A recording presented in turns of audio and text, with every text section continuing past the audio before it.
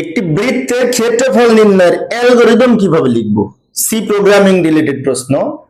তো বৃত্তের ক্ষেত্রফল নির্ণয়ের সূত্রটা হচ্ছে এই যে পাই ইন্টু আর স্কোয়ার, অথবা অন্যভাবে লিখতে পারি পায়ের মান 3.1416 ইন্টু আর আর স্কোয়ার মানে আর ইন্টু আর। এই সূত্র ধরে আমরা যদি অ্যালগরিদম লিখি, অ্যালগরিদমের শুরুতে লিখবো ধাপ 1 প্রোগ্রাম শুরু করি। ধাপ 2 ইনপুট হিসেবে এই ব্যাসার্ধ আর এর মান এখানে ইনপুট হিসেবে গ্রহণ করব, ব্যাসার্ধ আর, অথবা এও ধরতে পারতাম, তাহলে এখানে হতো এ ইন্টু এ।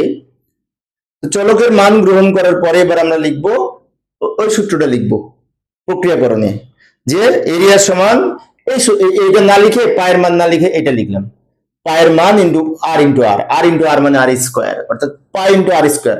তাহলে পায়ের মান ইন্টু আর বলতে আর স্কোয়ার বোঝায়। এরপরে এরিয়ার মান প্রিন্ট করব, প্রোগ্রাম শেষ করব।